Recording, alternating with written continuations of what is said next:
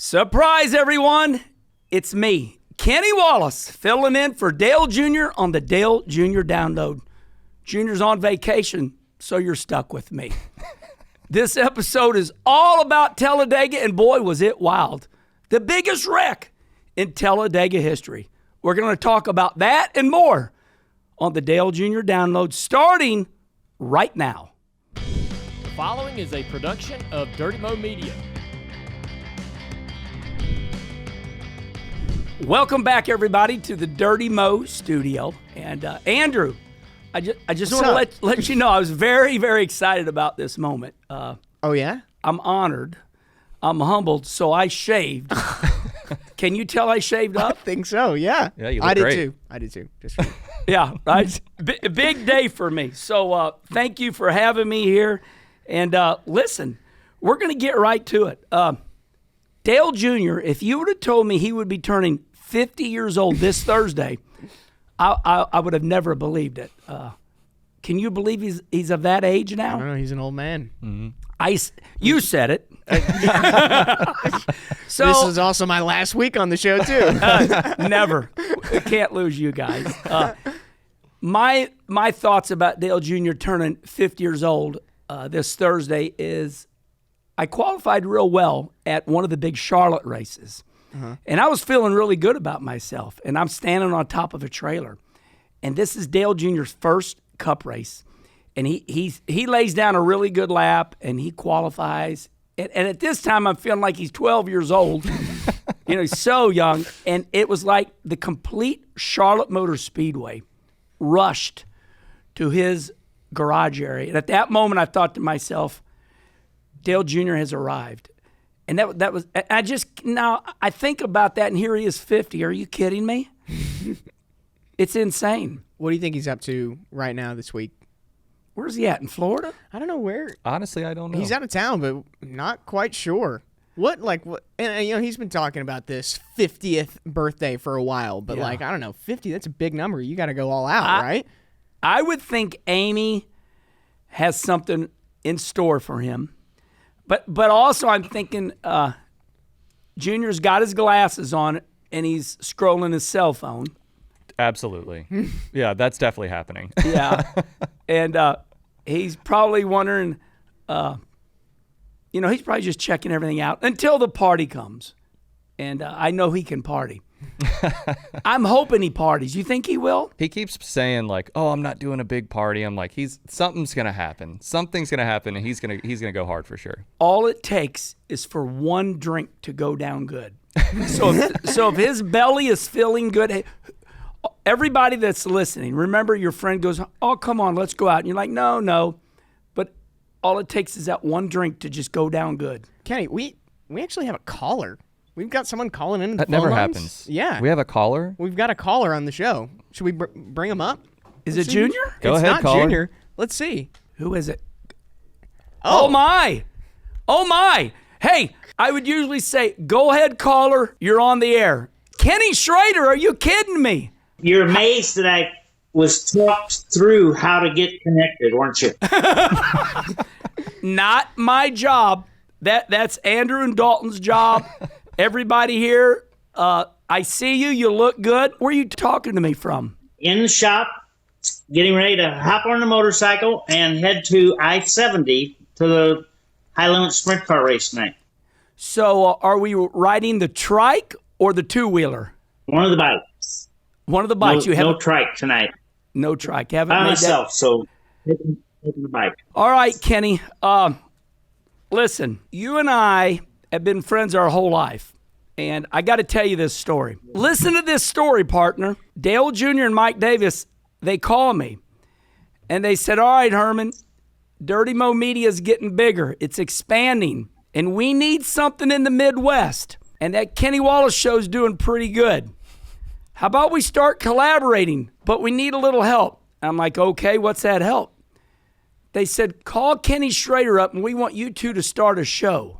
So if I ask you to be part of a show that you and I would do, 40 shows or so a year, what do you think about that? Okay. You're going to do most of the talking. You like to talk and you like to be heard. True. You know my stand on this whole social media thing. And it's because I'm old. But I just kind of got where Federated asked me a number of years ago that you need to post where you're going and what you did. So I almost got that figured out. I don't post all the time, but I'd be up to that as long as you talk me through it. And I know you'll do that. Okay, I'm jacked up on Sundrop right now. That's right. I really am. This is awesome. Kenny, so we do have an announcement today. You and I are going to be part of Dirty Mo Media, the podcast. We're super excited about it. And I don't think I'm going to have to talk you through anything. I do find it interesting, though, because you told me I don't want to say anything negative. I don't want to pick on people. And I said, well, I'll do that. I got no problem picking on somebody that needs to be picked on. Schrader, I don't like hearing everybody's opinion. I'm not going to give mine unless someone asks it, but I'm not going to, there's just a lot of people that want to give everybody's opinion. I mean, they want everybody to know their opinion. I don't care if anybody knows my opinion. One of the greatest opinions of all time is when we ask Kenny Schrader for his opinion. Those are usually the best sound bites in motorsports history. Kenny, listen, I'm excited about this. I don't know about you, but we're killing a couple birds with one stone, as they would say today. I'm helping Dale Jr. out, and you and I are announcing that Midwest show. So Dale Jr., Mike Davis, they called us. I love you, partner. And the term partner, that's going to be an episode because you taught me that. Anytime Kenny Schrader calls somebody partner, that means we're getting ready to go in on something together. And we're going to have a good time, and we will not be short on topics. No, we ought to find something to talk about. All right. So we're going to do it from different locations? Well, that is something we've talked about. I told Mike Davis and I told Andrew here in Dalton, everybody. I said, Schrader likes to move around a little bit. Maybe we do it at his shop once. Maybe we do it at my shop. But that's a lot of shows, so we'll try to do whatever we can do. But, okay, there's one other business at hand before this show starts. We have three names that we're thinking about for the show, and we need all the fans to get involved in this. And, Kenny, we got names. So we need the fans to help us. What are we going to call this? It can either be called the Ken and Kenny Show. That's one. The Kenny and Kenny Show. Or Schrader and Herminator. Off the top of your head, which one sounds good to you? I like Kenny and Kenny. That way we both think we got top billing. Yes! I told you. Hey, that's funny because I said, people always say to me, how do you get along with your brother Rusty so good? I said, that's simple. I always let Rusty stand 1 inch taller than me. and that's the same thing I do with you, Kenny. You're my hero. I always look up to you. But I said, let's call it Ken and Kenny so Schrader has top billing. Kenny and Kenny. That's how I'm voting. Okay. Well, plus, we want to hear from the fans, too. And, Dalton, you can help tee us up. Yeah, on absolutely. What's the best way fans can submit their ideas? We're going to put this out as a post. You guys comment, share, quote, tweet, whatever you want to do, and give us some good ones. Don't give us some lame, just think the first one you got, throw it out, and then give us the second one. That'll probably be the better one. Because we want to just have the fans involved as much as we possibly can. They never let us down, right? Yeah. So I think this is a good opportunity. Maybe you might be able to help name the show. You know what I'm thinking right now? He's got a damn good voice. You could be a DJ. All right. Yeah. we could set that up. Okay. He does weddings. No, I just got married. I don't do weddings. You're right. That's what it is. Yeah. All right, Kenny. Well, we're gonna get right back to you. I know that I know we've talked about this for a little bit. Can you believe it, my friend? We moved back to St. Louis and NASCAR basically came chasing after us. So Mike Davis and Dale Jr. They chased us down. I'm honored to be part of Dirty Mo Media. This is a pretty big deal for me. What's the last thing you got to say? You're doing the talking. What I'm going to say is I can't even believe that I agreed to it and am excited, genuinely excited about it. Yeah, me too. All right, everybody, that's it. Kenny, thanks for calling in. Love you, brother, and I'll see you when I get back home. All right, Herman. Love you, man. Bye-bye. Andrew, I am really excited about this. Kenny and Kenny. Yeah, that's the best. That's because no one has top billing. Yeah. You don't know who Or they we're both referring do. to. Yeah. Whose fault is it? Kenny's. Yeah, right. Yeah. See, Schrader is always wise, and he always comes up with that little quip at the end all the time. Yeah. And I like it, too, because I can just blame anything that goes wrong on Kenny. We were waiting for his video to upload, and I'm like, hey, thanks for your patience. He's like, I'm salary. It doesn't matter. See? Exactly. It's going to be so good because we got so much history to go through and today's topics. And his opinions are valid because he's done so much in the sport. So I'm really looking forward to that. It's finally a show from the Midwest. This is like Dirty Mo Media's Louisiana Purchase. Yeah, it's like Yes, Manifest That's Destiny. it, right? Yeah, Manifest Destiny with Kenny. We're going And out Ken and Schrader. claiming property out there in the West. Andrew, did you take history? I did, yeah. Well, Loved because it. St. Louis is the Louisiana Purchase. Oh, this is freaking perfect. And that's why everything is, saint. Everything's a saint. St. Louis, Market Street. Everything in St. Louis is about the Louisiana Purchase. That's so, yes, awesome. Dirty Mo Media Little bit heads of west and purchases Missouri. We did it. We've got a That's state the under our headline. belt now. That's the headline. Dirty Mo Media buys the entire state. Oh, my God, I love it. And I do want to say this, and we'll end this segment like this. Dale Jr. called me and shocked me because he always texts me. And all of a sudden, my phone starts, ringing. I look down and it says Dale Jr. I'm like, Dale Jr.'s calling me.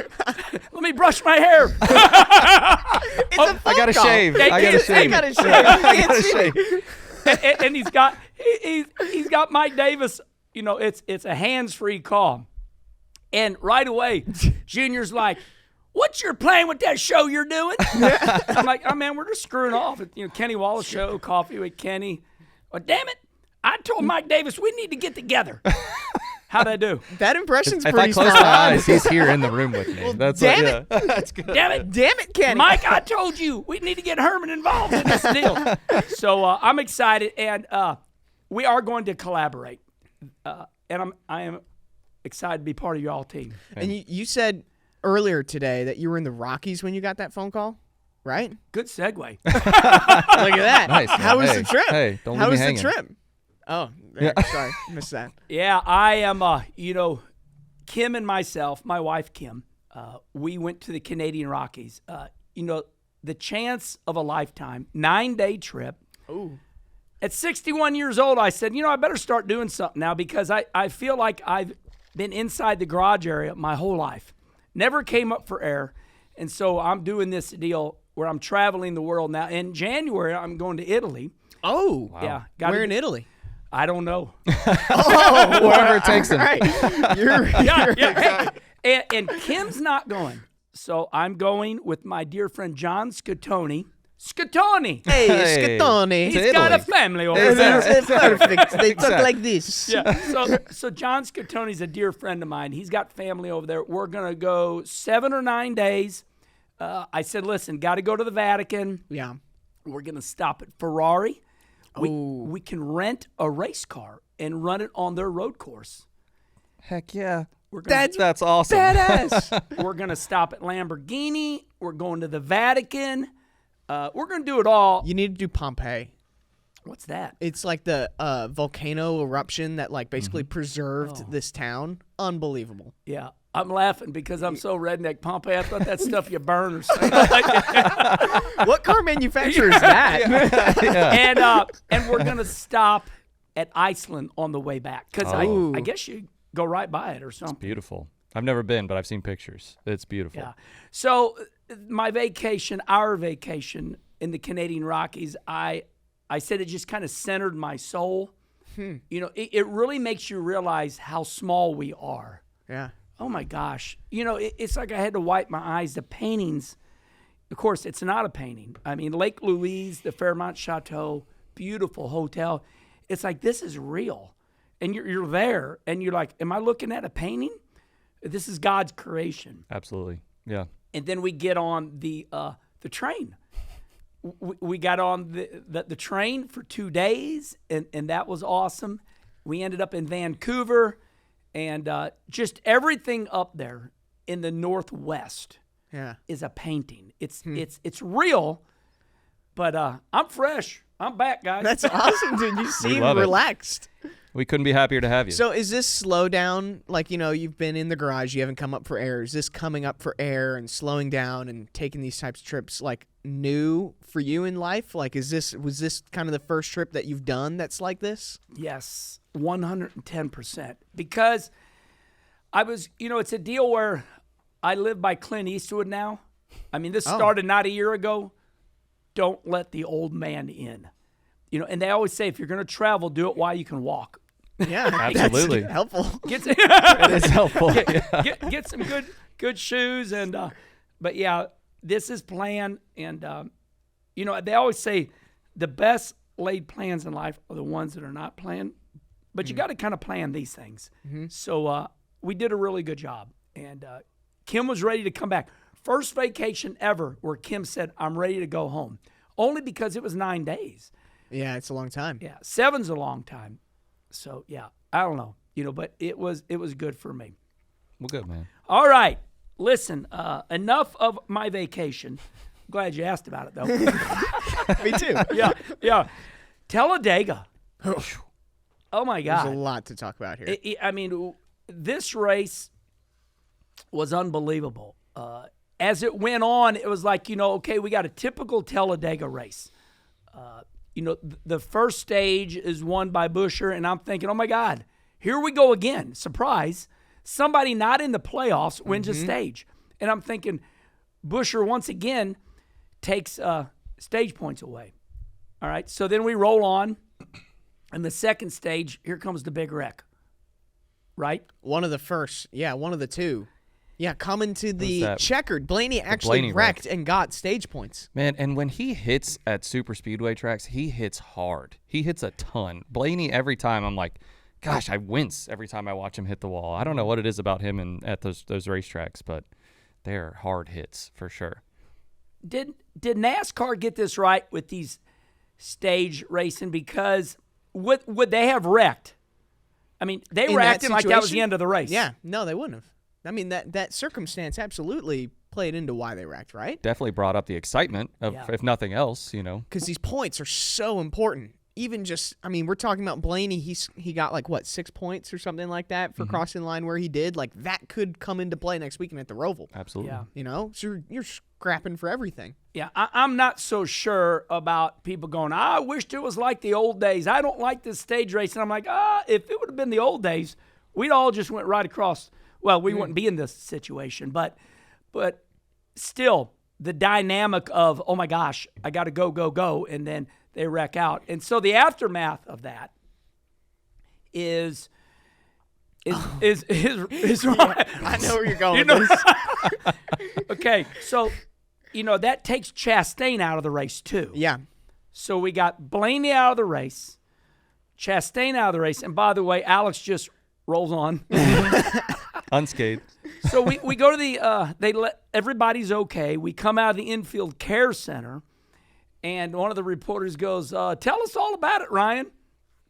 And, of course, he uses one of my favorite words. You can say it on here. I can't? We'll bleep you out. Oh, yeah. Good. Go for it. He says, Alex Bowman ran all the over me. Wipe me the out. Yep. He sure did. Is that exactly what he said, or do you guys have the quote? Let me see if I can find it. Yeah. So he says the word and it's heard over the loudspeaker. So, when you do an interview after a wreck at Talladega, those loudspeakers work really good. So when you're doing an interview, those 100,000 fans and the people sometimes through the network broadcast, they pick up on that background. And that was in the middle of the race, that was the story. Ryan Blaney said, That's the headline. Breaking news, folks. yeah. But these are real emotions. I appreciate that he didn't have a filter on in that moment. You know? Absolutely. I don't want someone to bottle their emotions up and not tell us what they're actually feeling like. This is a tough moment. You're racing for a championship. You're the defending champion. You're going to be upset. Show us that you're upset. It reminds me, when I was a kid, I went to Birmingham, Alabama, and Bobby Allison did not like cussing. He wanted everybody to use the word irk. So could you imagine Ryan Blaney right now?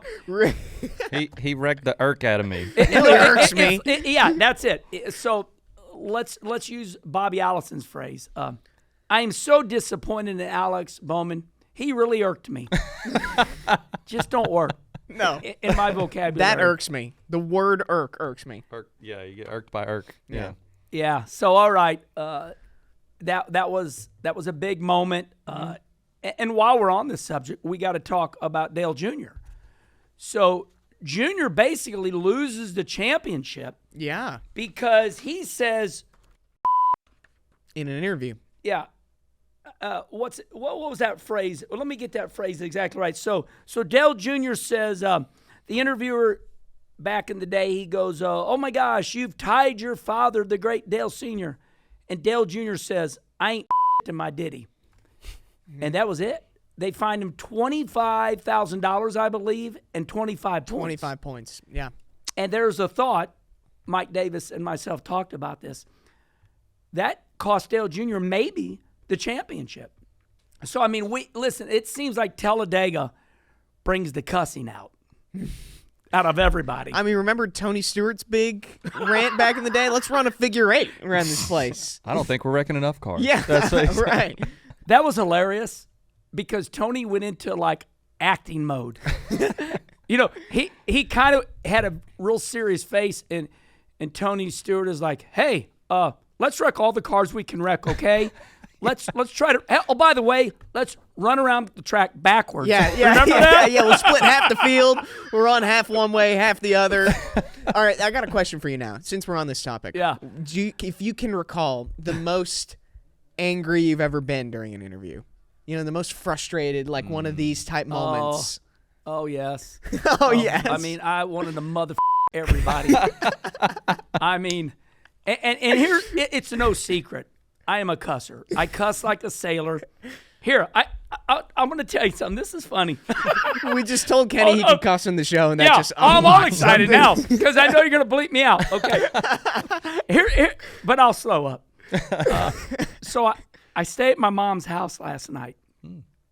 Judy Wallace, my mama. I love my mama so much. She won powder puff races, so my mom's a little bit of a tomboy. I open up the cabinet this morning to get a coffee mug out, and I found this.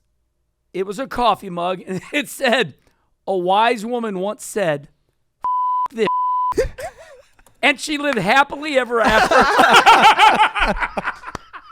All right, don't get mad at me, everybody. I know we've gone off the wires here. Don't blame this segment on me. Blame it on Ryan Blaney. On Ryan Blaney. It's all Ryan Blaney's fault. I love you, Ryan. Okay. That's awesome. So that's where we're at, okay, in the race. And then it's like, you know, they go around in circles, and all of a sudden we're 4 wide. Mm-hmm. Like a fighter jet formation. It's not just 4 wide, 1 row. It's like 6 or 7 rows deep. Mm-hmm. Yeah, and what I have to add to this is back in my day, you know, there's Wallace talking about when he raced back in my day. And I told you guys this morning. When I raced at Talladega, our cars were a little more unsettled than they are nowadays. Mm-hmm. So nowadays, I'm taking it, you know, and somebody will tell us this pretty soon. They must have been glued to the track because in my day, if my spotter said 4 wide, I'm like, oh no. Get me out of this. And they're just running around there like that's what we're going to do. I think it was a fuel-saving situation. So that's where you have to take this with a little grain of salt is they weren't racing? Running all almost like they weren't. You couldn't, I mean, if you were in the middle of 4 wide, you can't go anywhere, right? There's nowhere, you're trapped. Not effective. You're just a sitting duck. Yep. Okay, you know what this reminds me of? is when they're bicycle racing over there in Europe, and it's a 10-lap race. And what do? They go very slowly. Yep. They all bunch up. Yep. They all bunch up, and they're like barely going. And like with a half a lap to go, I'm like, why don't we just start this race with a half a lap? Yeah. Yeah. And sprint. But so you're saying, Andrew, that they were just moseying along, as we say down south. Boys just going out there, moseying around, save me some gas. Yeah, I mean, like the door bumper clear guys yesterday, and they put it perfectly. I mean, this style of super speedway racing, it is so track position heavy because it's harder to pass in this next gen car for whatever reason. And so now it comes to, can you save fuel? And it comes down to the last pit stop. Whoever can fill up the least amount of fuel, the last pit stop, have the shortest amount of time on pit road, that's where you gain the track position. That's where you end up winning or losing a race. So that's like where that 4 wide racing comes in, is everyone's fuel saving. I mean, it was cool. It's an unbelievable spectacle, but do you think that's the best thing for NASCAR? No, it's definitely not the best thing. However, it looked good. As you It go was, on, yeah, it was really cool. you go on social media right now, and that's what NASCAR's showing. You know, it looked good. And listen, my brother Mike said this once, and I'll never forget it. He said, people talk about, oh, my God, you only hit the wall at 120 mile an hour. And then my brother Mike said, try running into a concrete wall at 50 mile an hour. So they're still hauling ass, even if they're 4 wide. And although it might look like a ballet, it's still dangerous. It really is. And you know, 4 wide fills up the whole racetrack. So it was a hell of a show. And even if it was a gas mileage situation, it was good optics. It looked good. It made me excited. You know, I'm like, damn, that's awesome looking. And then right away, the racer in me is like, how are they doing that? Why are they doing that? You know, so here we are. And we'll get to that in a little bit. It's just all about this car. I don't, to me, this new car is like a Rubik's Cube. It's like, you know, when they design this next-gen car, it's like, this car is going to be awesome. It's going to give the car owners what they want. And now, when we start trying to line things, we can't get this Rubik's Cube to finish. It's because it's messing up this and it's messing up that. I mean, whoever thought that? I mean, fuel mileage in the middle of a race. You know, so I don't Super like speedway of all places too. Yeah, that's crazy. I mean, back in our day, here we go, Wallace. Here I go again, right? I mean, if I was ever drafting off Dale Jr., which was hardly ever, because he was gone, but you know, you ran half throttle behind him because you were drafting. Now they're just 4 wide pushing air and saying they're, and I get it, but I don't know. You know, it was pretty wild. So, all right, listen, we move on. And there were so many storylines in this race, right? We told you, you know, about, you know, the wreck, you know, Buescher taking away the points, Ryan's cussing 4 wide. That should have been enough. That should have been enough. But we needed to make history. Exactly. Ladies and gentlemen, it's Talladega history. Hey, you could do it because your voice. Oh yeah, let's get yeah? Dalton. He's the Hey, give us something with that right. DJ voice. Ladies and gentlemen, we have made Talladega history with the largest wreck ever recorded in NASCAR. That was good. chills. I mean, You got to put it on every once in a while. so I'm in the Minneapolis airport and got NBC on, and everybody's like, you know, the normal thing, the big one. It's like, Right. oh, wow, okay, the big one. Then all of a sudden NBC puts it on there. That was the largest wreck in Talladega history, 28 cars. It was the biggest one. The biggest of all the Biggest. ones. Yeah. Yeah. Big old number 1. Okay, so let's break this wreck down. Here's what happens. Cindric gets out too far, accidentally, whatever, okay? He gets out there. And, you know, listen, the great drafters, they say something that I agree with, but it's very hard to do. They say, okay, if you're leading the race and you get a big lead, you need to drag the brake. That's if you got somebody behind you willing to do that with you. You know, when you're 3 and 4 wide and you're on the inside lane, Cindric gets out there. Now, here comes Brad Keselowski with a head of steam.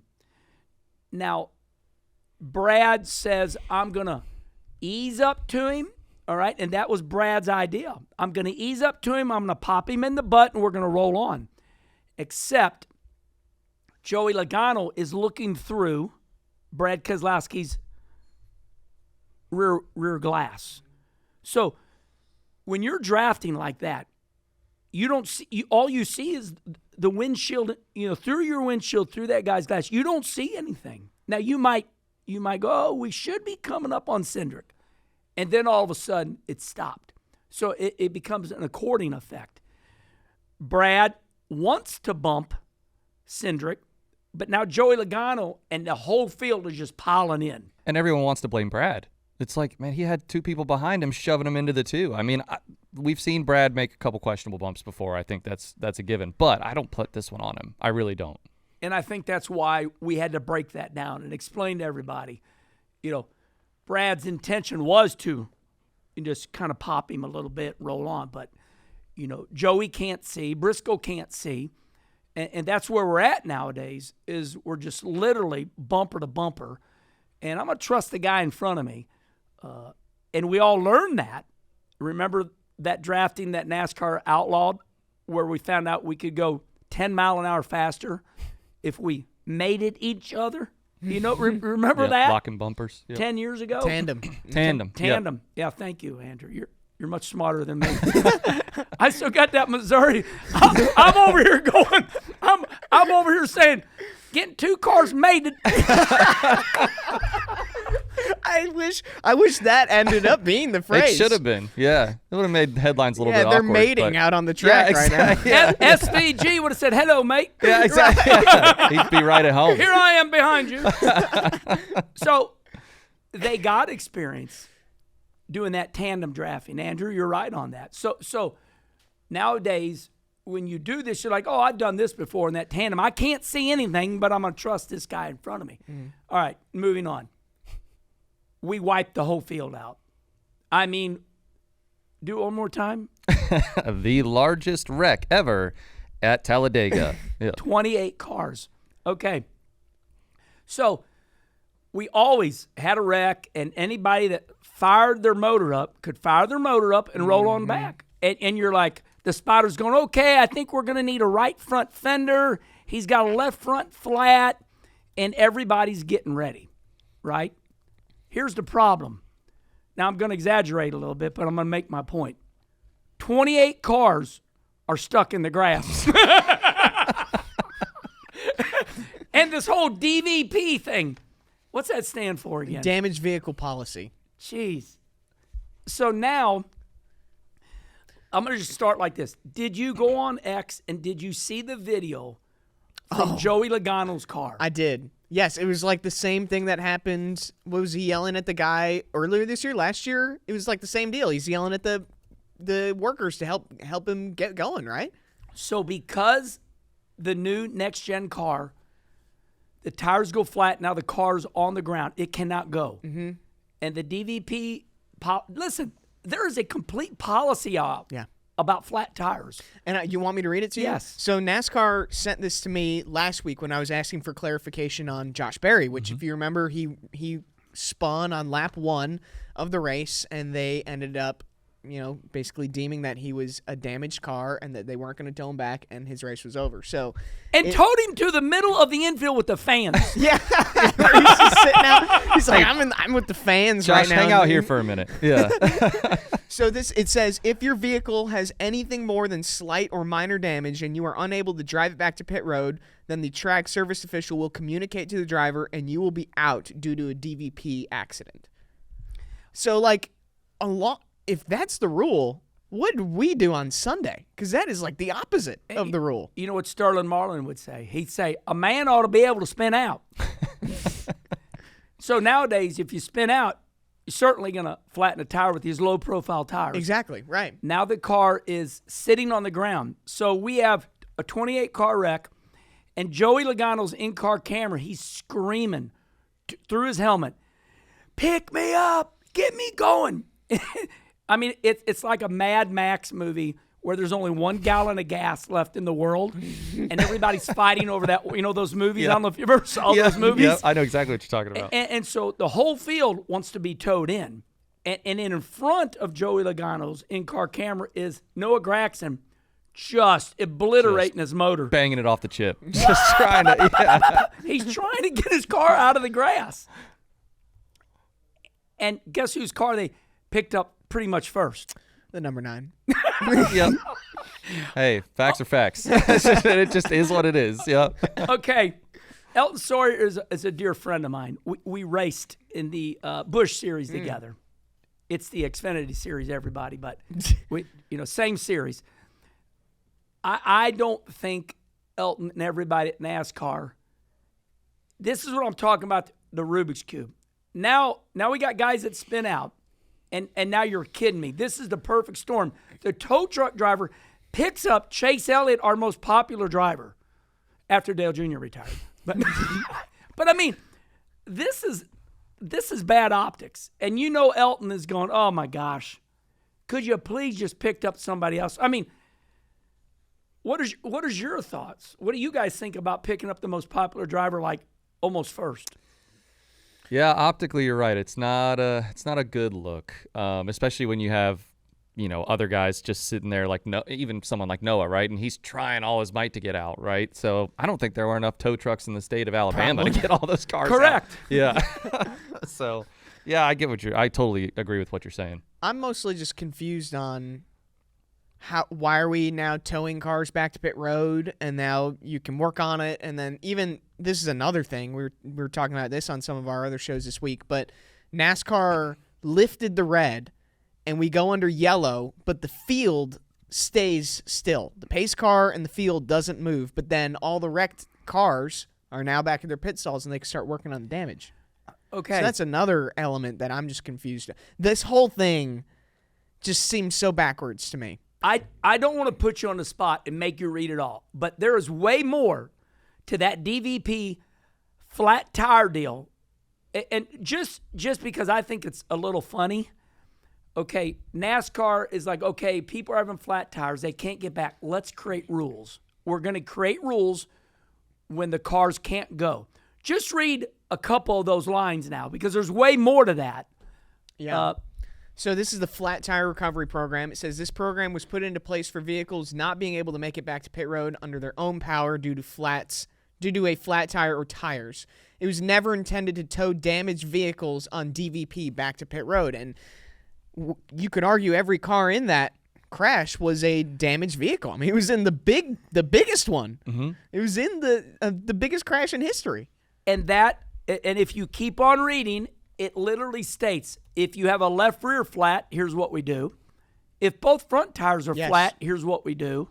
If the right, I mean, it goes down to every corner of the car. 1 or 2 front flat tires tow from the front of the car. 2 rear tires tow from the rear of the car. 1 rear flat tire push from the rear to get the car rolling, then follow the car to pit entrance. And then the list goes on and on.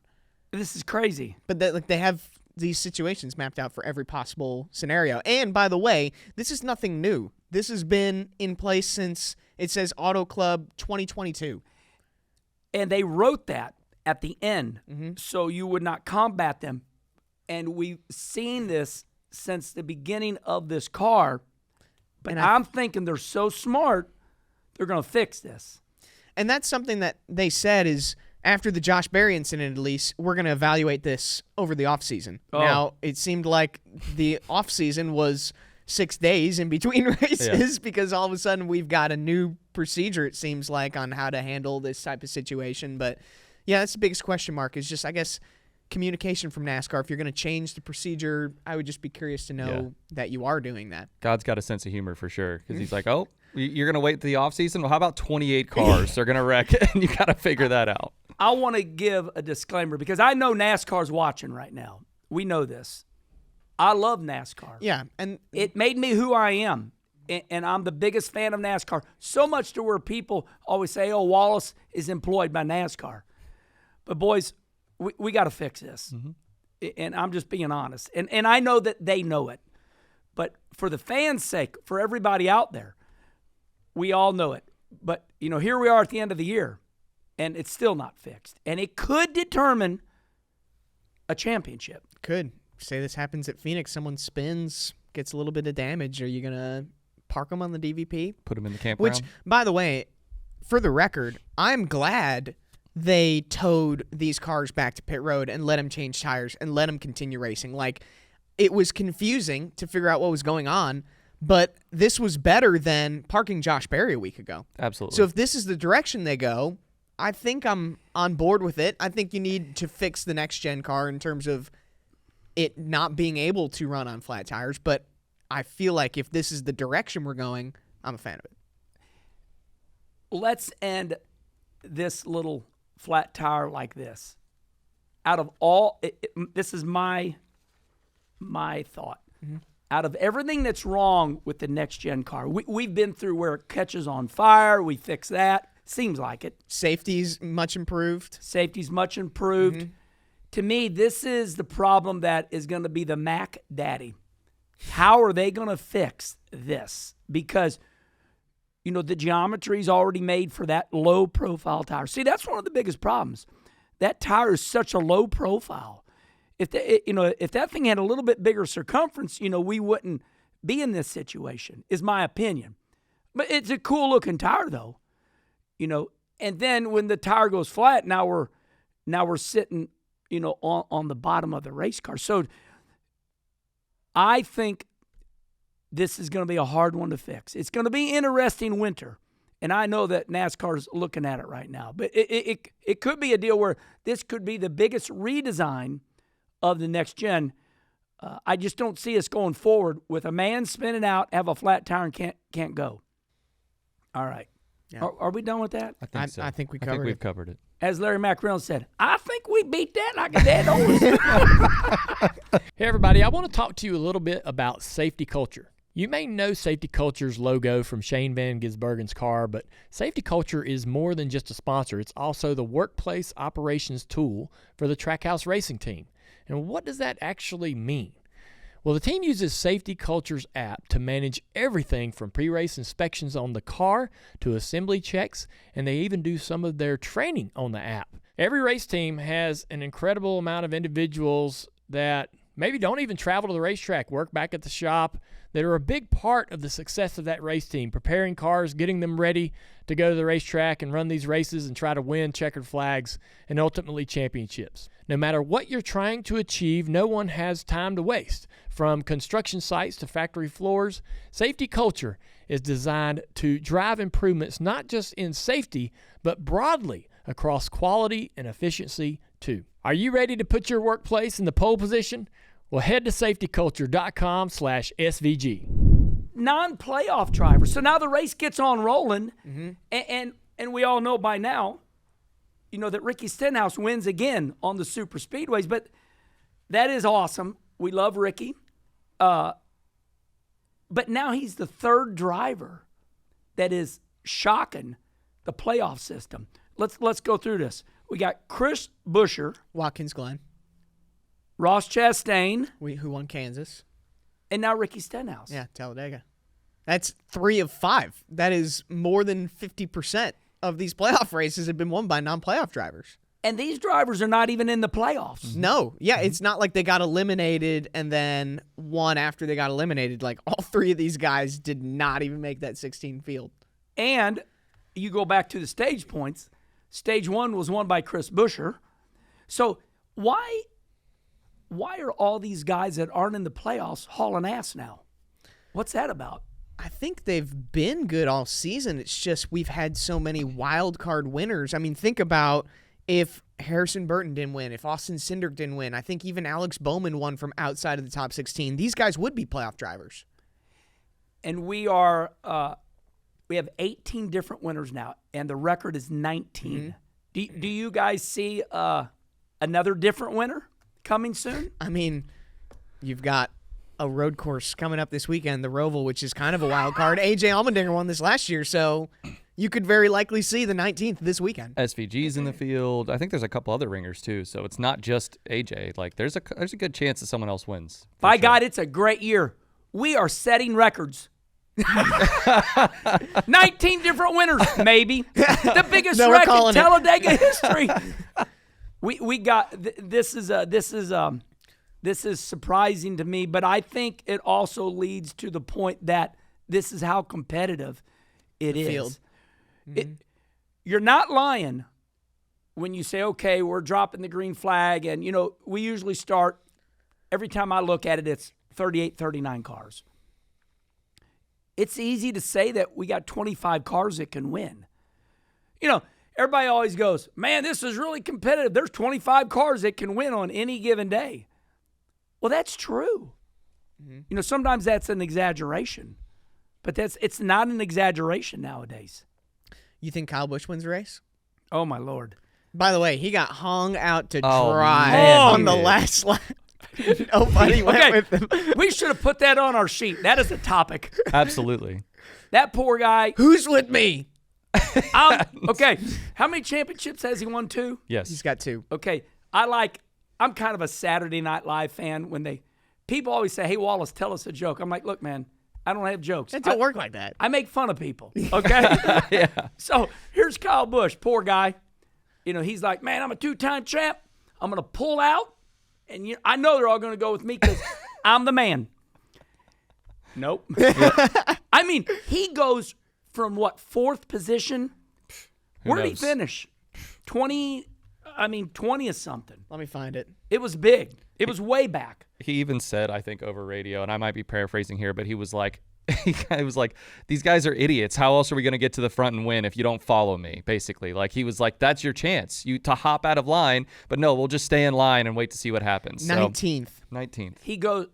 That was coming to the check. Okay, we went past the white flag. It was like 1 and 2. I think he jumped out and turns 1 and 2.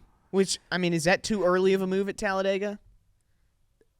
No, because you already got 2 lines that don't have any energy. They're tied. Okay, here I'll look at it like this. I know times have changed, and I know I'm old, but if that would have been Dale Jr. or Dale Sr., the whole line would have went with them. Exactly. Yeah, there is no more middle Yeah. line. There's just the outside. if that's Denny Hamlin or someone who's a legit, he knows how to race So these does Kyle speedway Busch. races. Kyle Busch knows how to race at a speedway. How many super speedway I mean, wins does Denny's he have? definitely. But if quote, it unquote, was better, if it but- was like a Denny or like you said, Dale Jr. or Dale Earnhardt, someone that you trust, they can get you to the front. Is that a different situation? I think times have changed so much. First of all, it was fun to go back for a minute right there. If it was Dale Sr. or Dale Jr., everybody would have definitely went with Kyle Busch. But nowadays, we're so far removed from the old days, I'm not even sure we have a hero. Do we have a hero? Who? Okay, you said you would have went with Denny, and he's won 3 Daytona 500s. Right. Yes. Yeah. I mean, okay, who else would we have went with? I'm not so sure because, I just don't know. And perhaps it's the car too. Like, can you even form these types of runs anymore? Is passing that difficult? Yeah, Yes. was that You know? move a shade of the old way of doing it? And he thought, I can get out and get this run, and then Yeah. this new car just doesn't allow for that. I don't know. Right. be. Well, anyway, that was a good topic. That was, and we forgot about that one. I'm Kyle Busch, man. I won 2 championships. You will go with me. Follow me. Yeah. Nope. Poor guy. So he's disappointed once again. And yeah, would Kyle Busch not winning, will that break a record for him? How many years in a row has he won? 19, I believe. It's a long time. So okay, we have another record coming up in NASCAR. Could this be the year that Kyle Busch does not win? I mean, I feel bad for him because he's a gamer. He's a winner. And he'll always be a champion. He'll always be a winner. But I mean, he's trying everything he can try. I mean, you've got Roval, you have Vegas, Homestead, Martinsville, Phoenix left. Those are the 5 opportunities he'll But have. see, he's the guy that can win it at any of them. Like, in my opinion. So you know what's going to happen? Kyle Busch is going to win Vegas because that's where he was born. That's a good point. Story's writing itself. You believe in Hometown black hero. helicopters, right? Oh yeah. I mean, Yeah. What is that? NASCAR's going to make him win Make him win. at Vegas. You have to. Because that's where he was born, damn it. That would be storybook, Kenny. Hometown It hero. would be pretty storybook. Okay. I got one more question. This is not on our topic sheet, but Yeah. this did come up, and it's the manufacture games that have taken over speedway racing. And we saw Parker Retzlaff get a bunch of crap for pushing the wrong manufacturer to the win at Daytona. And there was some spotter audio. Tyler Mon, who's Kyle Larson's spotter, I think told Kyle, coming to the checker, don't push him to the win. He was behind Brad. And he was behind Brad Keselowski Ford. at Ford. And a Chevrolet, Ricky Stenhouse, won the race on the outside lane. That, at least to me, doesn't fully sit right. That we're racing for a win, but you can't push a certain manufacturer. Like, I think manufacturer games on the last lap should be out the window. Well, the good news is that SMT showed that Larson did stay on the throttle until the start-finish line. So, like, he did, even if the radio communication was there, I don't think it happened in time for him to let off, and he pushed Brad as hard as he could. But are these manufacturer games getting out of hand? Yes, because it's all about winning the championship. You know, there's this old joke about the playoffs, right? If you're in the playoffs, you're a hero. Oh, by the way, they're 17th through whatever, and they become like this stepchild. So if you go in the garage area, we started out at 16, right? Those 16 were the heroes. You're in the playoffs. You're somebody. We love you. 17th through 40 are like, hey, you know, you could still win a race if you want to. And it's almost like there's this separation in the garage area. Yeah. You brought up a good point about Parker Retz. How do you say his last name? Retzlaff. Yeah, it's a tough name to say. Sorry, Parker, I love you. And I do. God, he's a skinny kid. I saw him at Hickory, and I'm like, I didn't even know he was a race car driver. And, boy, I'm like, that kid hauls ass for being that skinny. I mean, you just don't look like a race car driver. But Parker can flat drive a race car. Yeah. He's a hell of a talent. So here's my point. To answer your question, I have experience in this, okay? I was lucky in life in NASCAR. I did have sponsors. Toyota sponsored me for 7 years. Chevrolet, Ford, Pontiac. If you're down the pecking order, if you're second or third, and hey, we're going to give you free sheet metal, we're going to give you wind tunnel time. Okay, they feed you a bone.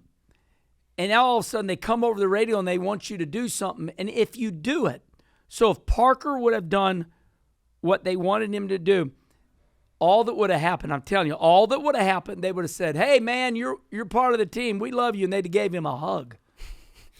He would not have received a car for his girlfriend or wife. You see what I'm saying? The automakers would not have done anything for him. Now, that's my opinion. Yeah. Okay? Now, Kyle Busch, I know how this works. Okay? We sponsor you. We're Chevrolet. We sponsor you. We're going to give you this much money to talk good about us. We're going to give you and your wife a car. Now we're talking. Now I'm going to do what you want me to do. Absolutely. So those are I wanted to break down, those are the two scenarios. You know what I mean? It's like Park's like, man, I only run the Cup Series. You wanted me to do what? And his talk afterwards was, I was trying to win the damn race. As he should have. Absolutely. And I'm on his side. Yeah. If I'm racing for the win, I'm gonna do that. I don't care what logo's in front of me. I'm going for it. We get down the end of this race, and now we got to deal with Ricky Stenhouse as the winner. Where'd he come from? And I loved it. And what is the deal with Ricky Stenhouse? Are we sleeping on him at super Yes. speedways? He is. 2 in 2 years. It's a pretty big deal. Listen, I always throw a disclaimer out there before I get ready to say something controversial. So I'm going to say something real controversial. What you got, partner? I love Ricky Stenhouse. We share the same sponsor, okay? Priority Aviation. Jennifer and Richard Marshall. They sponsor me, okay? Ricky Stenhouse and Priority Aviation, they own a sprint car team. Sheldon Haudenschild. Okay, so the disclaimer is, I like Ricky Stenhouse, and he's a good driver.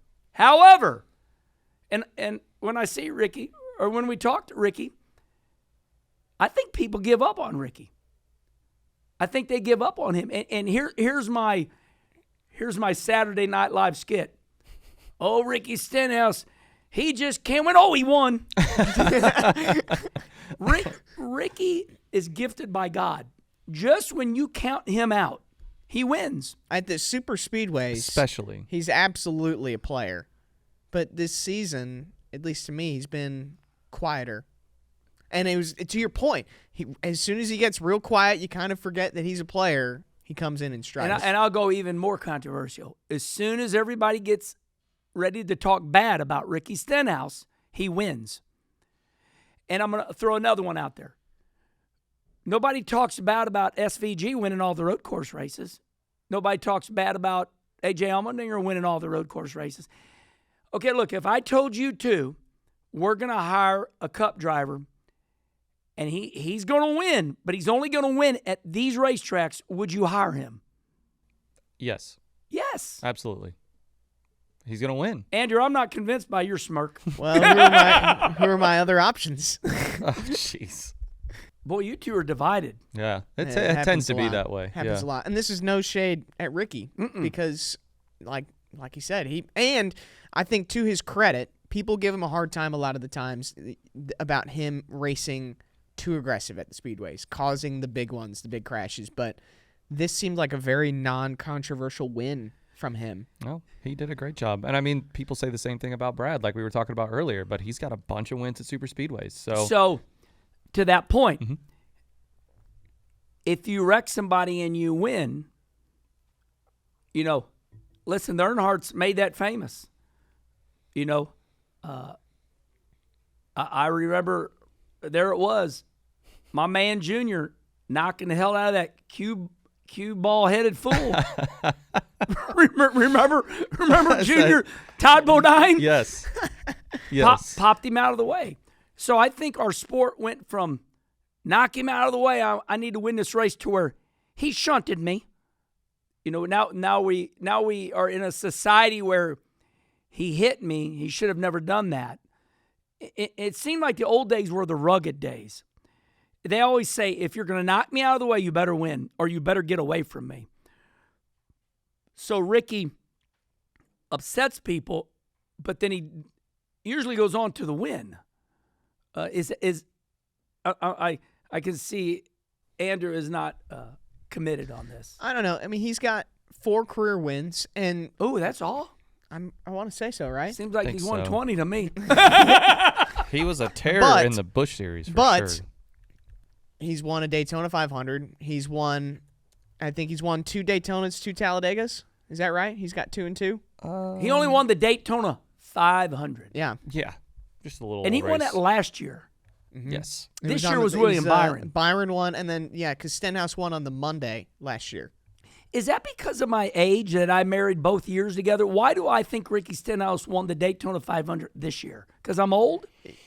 Yeah, probably. I think Yeah. it is. I really do. You're going to have to answer that one for us. Man, Tim. it seems like the years are flying by. Okay, so Ricky wins the race, and we just addressed that. He shocks people. Just when you think he doesn't deserve to be in the Cup Series, he wins. So now, I mean, he's a winner. That's all there is to it. He works out a lot. This guy's got lots of energy. And all his dear friends, like Nick Hoffman, Gordy Gundaker, these are his best friends. Gordy Gundaker is a good dirt racer from Missouri. Nick Hoffman lives there. He builds the elite dirt car. And they're his best friends.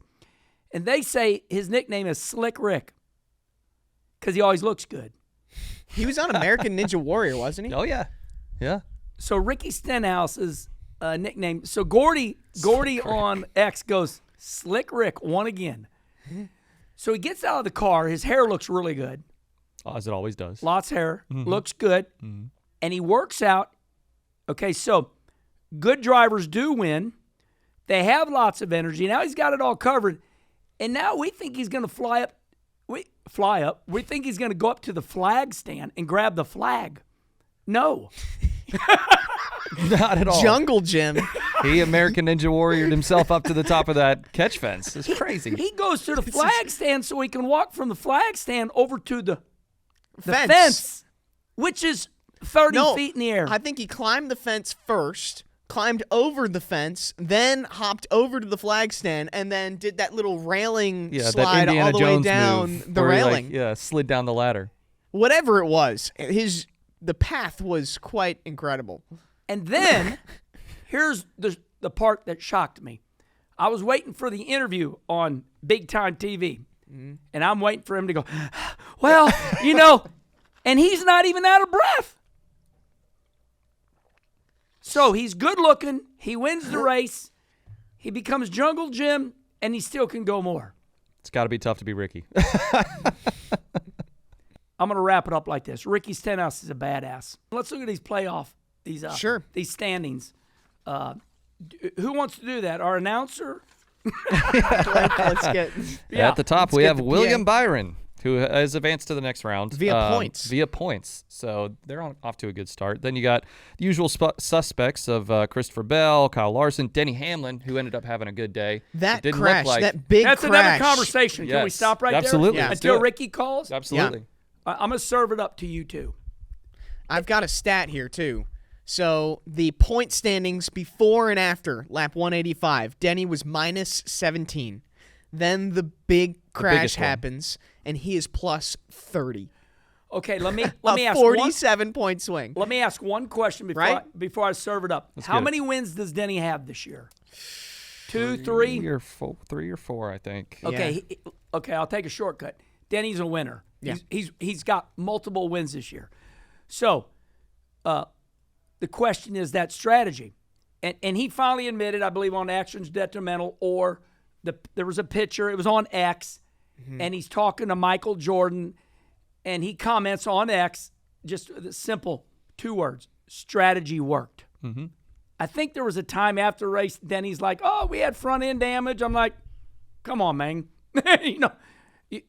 To me, that damage was not enough.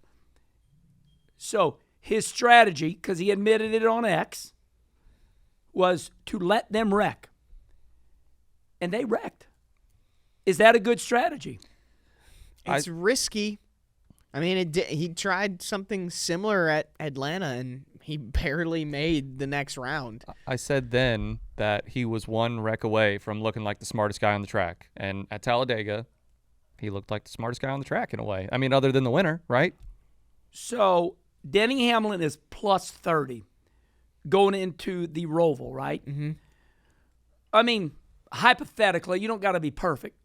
Where's he got to finish at the Roval? And this is the last race until we go into the next round of playoffs. I think he just needs a solid day. You could probably get away with a top 15, maybe. Well, I mean, if you go for stage points, that's going to be the biggest thing. I mean, he can definitely be knocked out. Right. Yes. Oh, absolutely. But 30 is not safe. Yeah. But it's comfortable. I think you can sleep a little better at night versus the situation he was in before that lap 185 crash. Yeah. His strategy worked, and that's all there is to it. Mm-hmm. So you can't talk bad about a guy that just, showed you the way. Lord knows, that they're most likely going to wreck. Yeah. At some point. I mean, I'd love to see the stat. When have they not wrecked? Right. That's right. Exactly. Yeah. Okay, so you were at 4th with Denny Hamlin. Then we go to Alex Bowman, who has put together a very, very good playoffs. I feel like, that's one of the bigger surprises. I shouldn't be surprised by him, but I am. I'm more surprised once we get further down the list, right? You have Ryan Blaney. He's right about where he was, not necessarily last year because he won a couple races, but, he's within striking distance, I think. 1 second. Mm-hmm. Ryan Blaney wrecked out. Mm-hmm. But do you guys agree what keeps him in 6 is stage points? I agree. I do agree. And that big crash. He was plus good 5. point. He was plus 5 before the big one, and then he ended up being plus 25 after that big crash. Interesting. Yeah. That is wild. Okay, keep on going. Then we have Tyler Reddick, who was our regular season champion, and he is in 7th. And then you have Chase Elliott at plus 13. So on the outside, looking in ninth. Go ahead. I'm not going to. No, you're good. We have Joey Logano, which to me is the biggest surprise. I mean, 2-time champion, right? Guy can win anywhere. Proved it to us, and he is outside the bubble right now. To me, if I'm Joey, I'm a little scared. Then you have Daniel Suarez, which, by the way, the whole thing with him at the beginning of the race, him, blending in the middle of the pack, trying to get in line. I get it, but ended up costing him. He cleared himself, by the way. Mm-hmm. Daniel Suarez, the spotter, did not say clear because I listened to it. He's going inside, outside, inside. So, yeah, go ahead. And then Austin Cindric and Chase Briscoe, which, nothing against those guys. We knew it was going to be an uphill battle for them to kind of climb out of those spots. And I think it's commendable that Chase made it into the round of 12. And Austin Cindric, obviously, if he didn't get wrecked, at the front of the field, he's a pretty good super speedway racer too. So there's no telling where he would be. I want to talk about Chase Briscoe for a minute. Mm-hmm. Okay. I did not have it on my bingo card, Joe Gibbs believing in him that much. Does that surprise you? Chase is a good race car driver. Would there have been a better choice? I mean, however, Joe Gibbs knows what he's doing, you would think. But then also, let's go back. He let Joey Logano go. Joe Gibbs Racing let Joey Logano go. And Roger Penske says, okay, we'll take him. I think he's ready. Do you guys think Joe Gibbs learned from that and said, okay, we think Chase Briscoe? Do you think that's the situation? This is interesting. Like, is this going to be a Joey Logano situation for Chase Briscoe? Yes, is it? Going to Joe Gibbs Racing? Because he's at now, SHR has struggled. There's no question there that race team as a whole has had issues. But, I mean, winning one of the hardest races. Darlington is no fluke. There's no lucking yourself into that. So he clearly has the talent and the ability.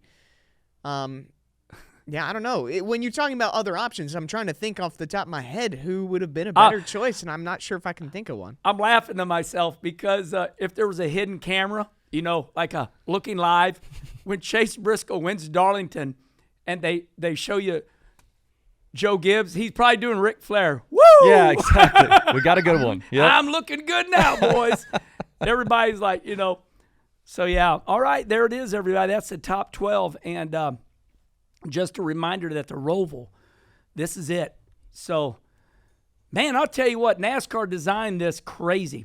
I think they designed it to where there'll be bedlam. Oh, yeah. Complete chaos. Yeah, and they have that new layout, too, coming into, I don't know, I guess is it turn 7 or 8 or one of the ones going back onto big track. They have a big old hairpin, going into turn 1 on the big track. So it'll be interesting to see what happens there. Yeah. It'll be a lot of chaos. Then after the Roval, where do we go? Vegas should be a that's something that has surprised me. I did not see the mile and a halves being that good, but boy, they have been good. Oh, it's like where the next gen car the bread thrives. and butter. It was made for the mile and a halves. Yeah. If they could replicate that everywhere else somehow, I'm all about it. Are the fans still mad about Bristol? Are they still That's mad a great about question. I mean, we had such high expectations going into that second one. And I think it was just such a letdown because everyone was saying the tires are going to react the same. The conditions are going to be similar. Like, we're going to have another race like the spring. And it just didn't pan out that way for, I don't know, a number of reasons perhaps. But it was, we thought we had something. And we thought we found the fix. It's in the tire. And then you see that the tires didn't perform the way. And you're like, oh, all right, maybe we got to go back to the drawing board here. I think, if anything, the fans are a little jaded.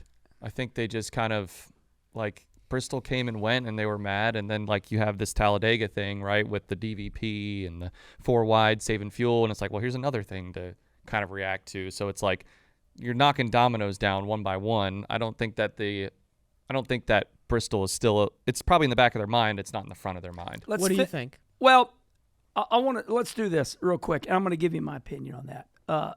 Okay, so we go to the Roval. Then where do we finish the year out? Vegas, Homestead, Homestead, Martinsville, Phoenix. Should be a good should be really good because those racetracks are all on the wall. Homestead's on the wall. Yeah. Vegas is going to be on the wall. Turns 1 and 2 for sure, maybe not 3 and 4. So Why is that? I think it's the way the sun hits the track. Just my opinion. And the way the banking feeds in. When you enter turn 1, it's flat, then goes banking. When you go down the back straightaway, it's got banking as you're entering. Interesting. Yeah. Okay. Answering your question, I think and I've been saying this on some of my Kenny Wallace shows, I believe we are in a big societal shift nowadays. I believe, and I don't want to get too deep, but I think we all expect too much out of NASCAR nowadays. It's like old Chocolate Meyer says, when he was on Sirius XM Channel 90. He'd say, let me remind you, the good old days, Cale Yarborough won by 2 laps. The great Daytona 500, Dale Jr. blew by Tony Stewart and just won by himself. That those were the good old days. Nowadays, Ricky Stenhouse wins by .006, and it was a wreck fest. But it was a hell of a race.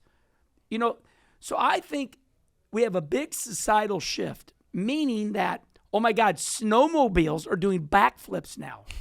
Monster Jam, they don't race anymore. What they do is the trucks flip and their bodies fly off. Do you see what I mean? Yep. It's evolving. You two are very young, but it used to be about the race. Okay, no cautions at Bristol. In my day, it was a celebration. Man, what a race. There was no cautions. Nowadays, and then people are forked tongue. They speak out of both sides, right? They'll go, Herman, I didn't want wrecks. I just wanted the tires to wear out, and I wanted pit stops. And see what I mean? They want it all. Mm-hmm. That's where I think we're at right now, is every race, and Gluck started this. Jeff Gluck's probably, now this is a comedy, Jeff, don't get mad. This could be a little bit of Jeff Gluck's fault because he started. The good race poll. He started judging races. We never judged races. Dale Jr.'s football team, the Washington Commanders, he would love a 41-0 game. But nowadays, if that thing is not 27-24, we're mad. Right. I think that's where we're at in society. I don't even think it's so much NASCAR. NASCAR, yeah, they deserve some of the blame. And I'm going to finish like this, and then you guys give me your opinion. The height of NASCAR, now this is going to shock a lot of people. The height of NASCAR, the biggest NASCAR ever was 2006, and it was all because of Dale Earnhardt Jr. He's bigger than big. I mean, Dale Jr. is so powerful, so famous, that it is a phenomenon. He saved the sport after we lost his father. We get to 2008, and then we have the financial downfall. Everybody gets their houses taken back from them. Oh, by the way, a couple more years, everybody retires. Rusty Wallace a little bit earlier, but Tony Stewart, Jeff Gordon, Bobby Labonte. To me, and that was long-winded, I know, but I was ready. That's why I think it's so hard right now. There's an old saying, there's no pleasing anybody for anything nowadays. And you see it in hockey, you see it in baseball. They're changing all the sports. I like that thought, but I would be curious to hear from the race winner who has called in. Ricky Stenhouse Jr. is here. Ricky, you look good, buddy. Thanks, Kenny. How are y'all? Man, we are talking all about you. We're talking about how great your hair stayed in Victory Lane. It looks good again today.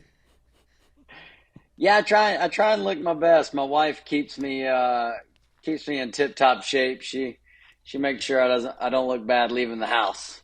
Let's have a little fun right away, and then we'll get to the serious part. Your best friends in life, Gordy Gundaker, Nick Hoffman. Gordy gets on X and he goes, Slick Rick, won again. They love you, man. you were not out of breath after that victory lane celebration. And I said, that's because he works out so much. How in the world That's were you right. not out of breath? A lot of adrenaline. When you win races, I feel like you definitely aren't tired. You have a hard time going to sleep. And, it'd been a little over a year since we had won a full season. So, man, I was ready for that win and felt really confident in our car the whole time. But yeah, I got done celebrating there, doing my interview on the front stretch, and my guys were like, "Hey, we're gonna climb the fence with you." I was like, "Okay, that's what we're gonna do." And so I started climbing, and then all of a sudden I got to the top, and most fences have like an overhang on them, and yeah, that one didn't. So I just went up and over and saw some fans that I went up in a suite earlier, in the day and did an appearance, and I saw a family and some kids that had an Ole Miss shirt on that I recognized from the suite. So they were down there. I went over there and gave them high fives and turned around and asked the officials, like, "Hey, you got a gate to open up?" And they're like, "No, you got to go back the same way you came." So that's why I had to go back up and over. Okay, let's get to the tough part first. And I already did my disclaimer. And you know that you and I share something in common. That's dirt racing. Jennifer, Richard, Marshall, you are a part owner of the dirt team. So I care about you. People say, well, Ricky, and then you win. You win at the most timely of times. Tell me your thought of always getting that win. And listen, you don't win the little ones. You win the big ones. What do you say to people out there that, well, Ricky Stenhouse, he doesn't deserve. Oh, he won again. Your timing's pretty good. I think, yeah. I mean, timing is always a great thing. I think for us, we know where our strengths and weaknesses are when it comes to, throughout the schedule of these races. We try and put ourselves in the best possible position. We put a lot of effort into the Speedway program on as far as the race strategies and getting my car to handle, taking pushes really well, things along those lines, and do a lot of studying. And I felt like in my Xfinity Series days, I didn't really enjoy the speedways because I felt like it was just difficult. I didn't really understand it, and we were so fast at all the other racetracks that I was like, hey, let's just get through the speedways and get back to mile and a halves or short tracks and go win those. And in my Cup career, I felt like kind of figured out what speedway racing takes. And so I've got a lot of confidence every time we go to a speedway race. And yeah, I mean, that puts us 2 wins in the last 2 seasons, which is huge in this sport. I mean, it's tough to do. I wish it was easy. I wish we had won as much as we did in the Nationwide Series back in the day, but that's not in the cards right now. And I think a race a year, a single car team, we're working hard to perform at all the racetracks, and we're getting better at those tracks. And but you got to take advantage of those tracks that you have really good opportunities at, and that's what we've been trying to do. I like what you said. You take advantage of the opportunity, and those are the tracks. So I asked John Force this one time. What is the one thing that you have on the super speedway tracks that they don't have? Is it confidence? I think confidence goes a long way on super speedways.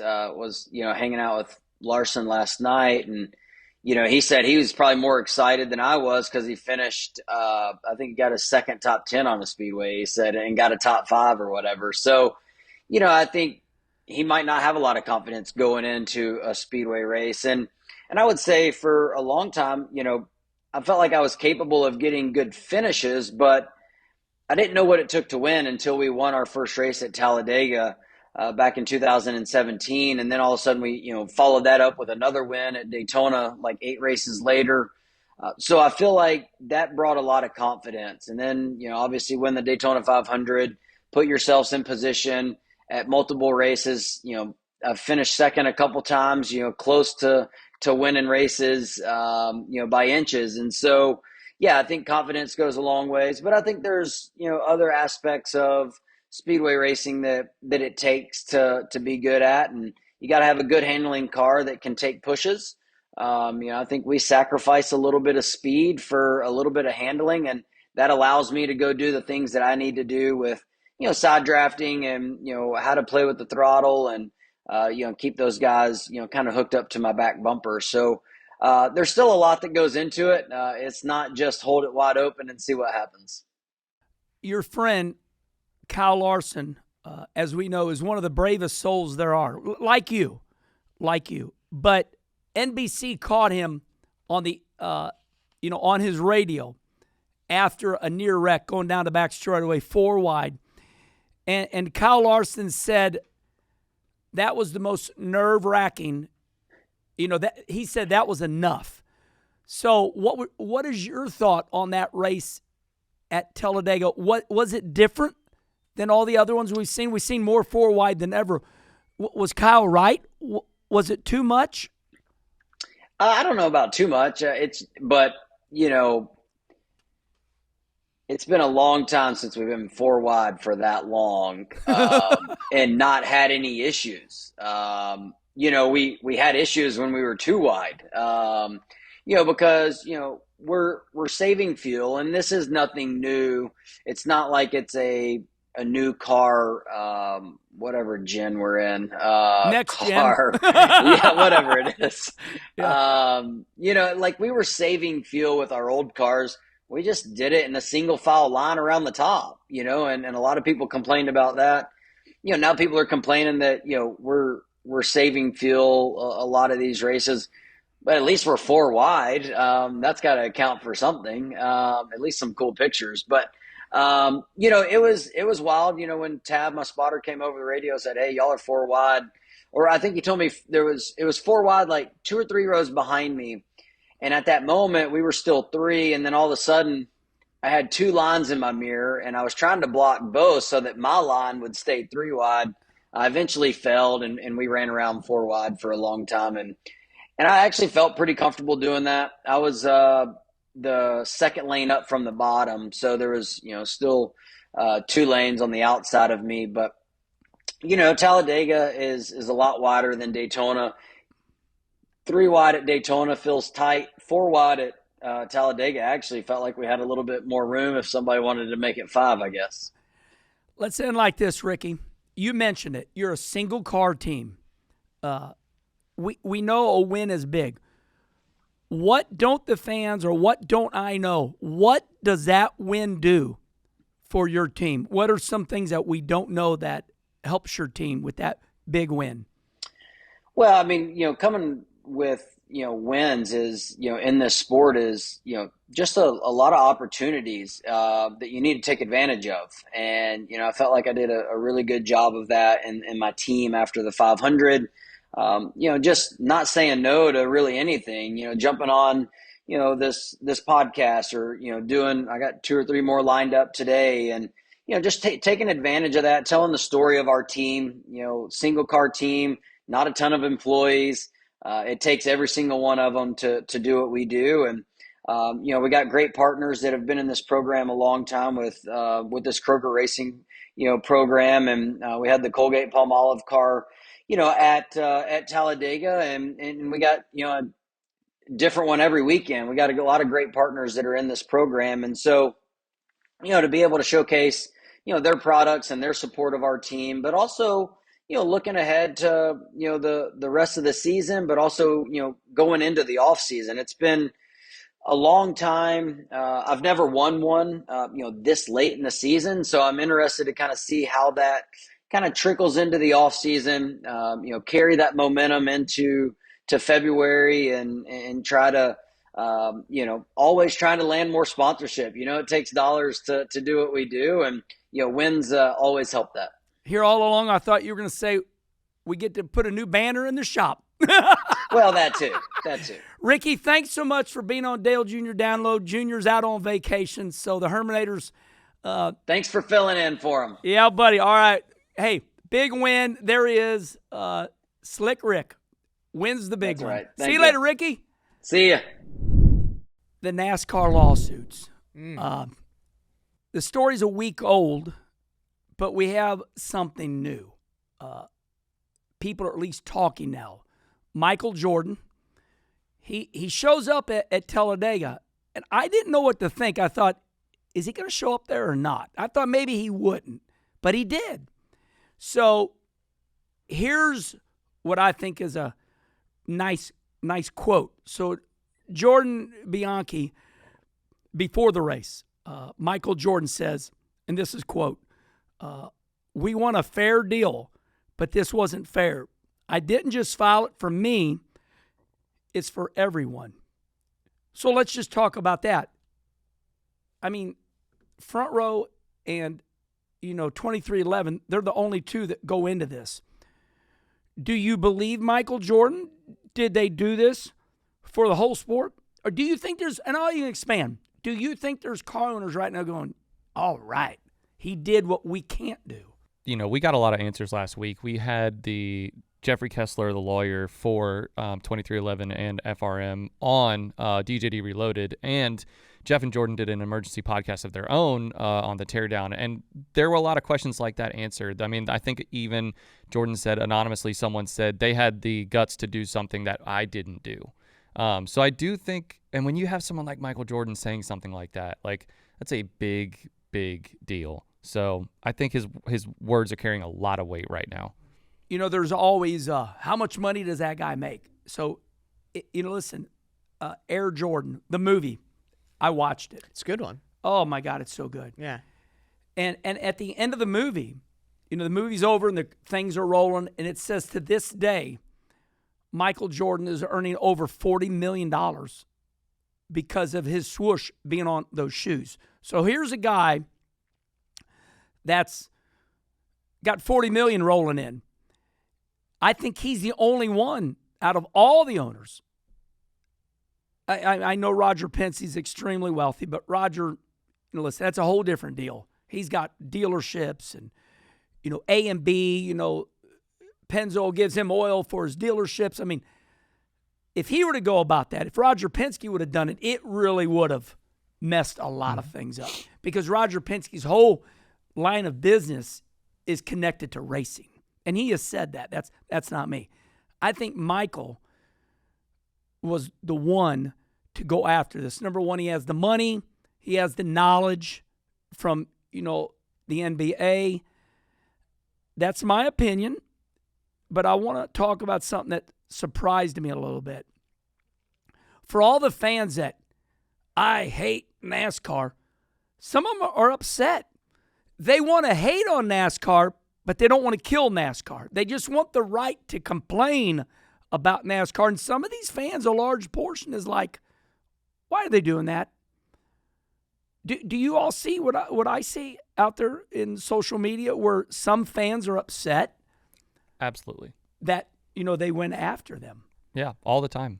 It's kind of one of those things you mentioned earlier, like you can't please everyone. Like it's if it's all NASCAR or all team or having some sort of mix of both, someone's going to say somewhere, well, I don't agree with that. What I think is interesting is, and this is kind of the new developments, right? Because this dropped last week, but now we're having dialogue at the racetrack where Denny's speaking out about it in a press conference. Michael Jordan is talking about it. Even Kyle Larson is talking about how driver salaries are going down. So it's like this is going to do a lot more than just the lawsuit itself is going to play out in court as it will, but this is opening up even more conversation about the state of the sport, and I think it's a really pivotal time to be paying attention to all these types of things. Brother Rusty always says, Herm, you got to remind them because they remember what they want to. Was Kyle Larson's quote the biggest quote of the weekend, where he says what you just said? This is the only sport in America where the salaries have gone way down.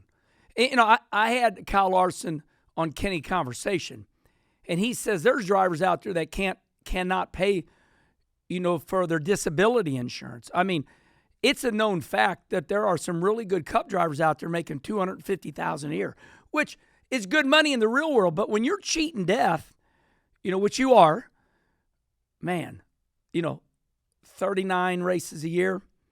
Those are real salaries we're hearing.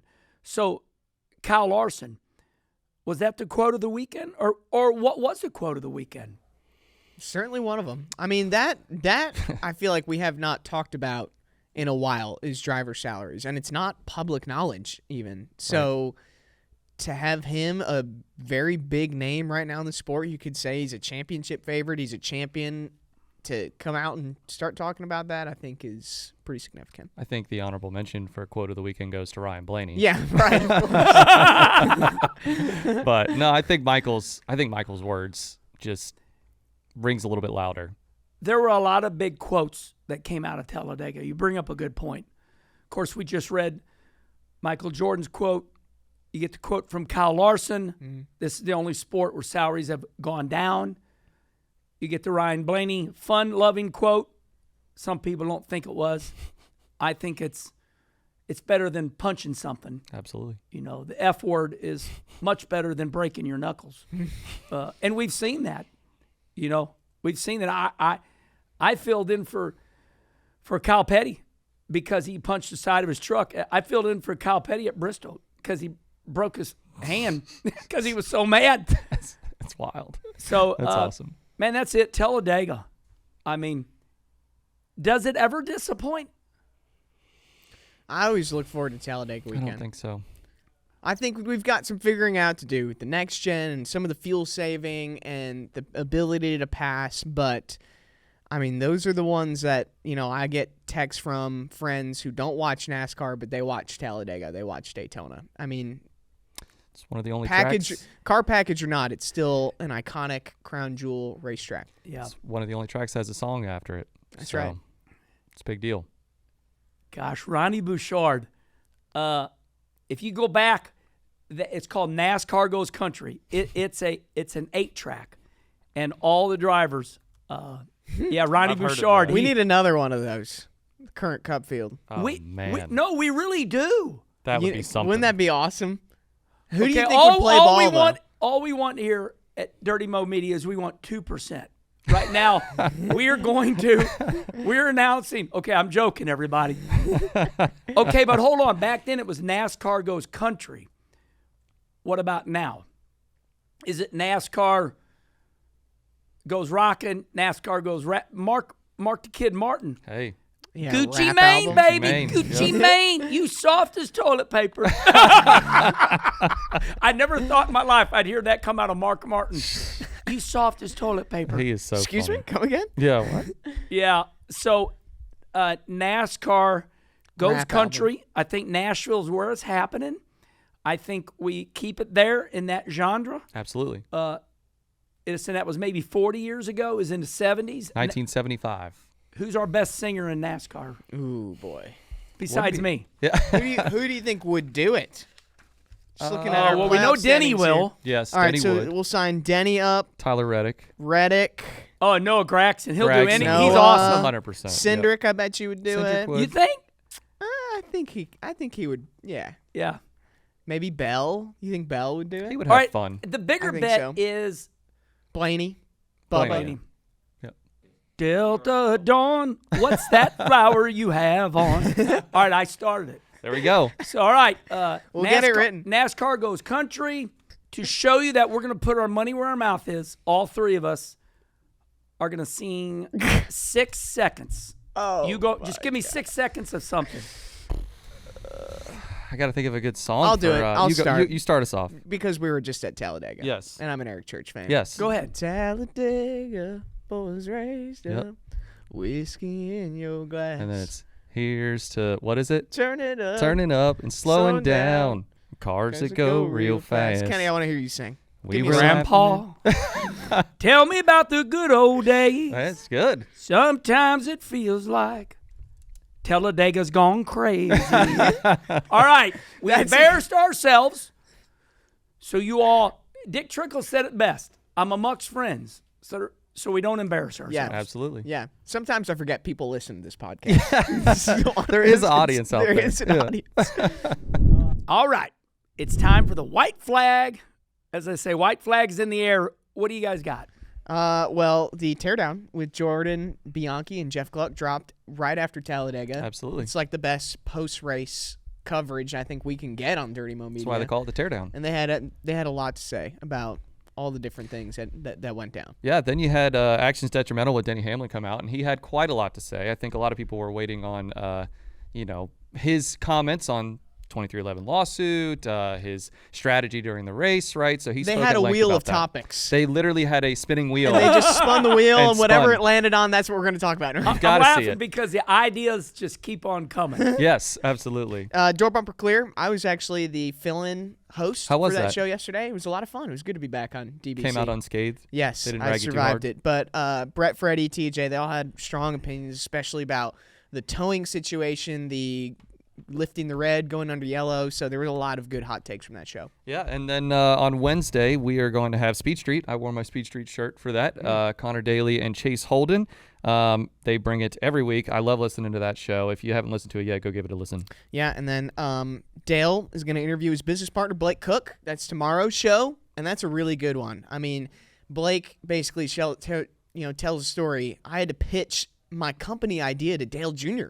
That is no small feat, and he walks us through the entire process on how he did that, his racing career, what he's up to now. It's a really good conversation. It's actually a really interesting story. Yeah. Yeah. And then we got Reloaded on Thursday with Ask Kenny and much more, and then Dirty Mo Doe. Yeah, man. They're going to handicap the entire field ahead of the Roval, which is going to be an interesting one. It's going to be interesting. And then the last thing I want to say is typically I do a social media standout for the week, right? Well, this week I don't have one.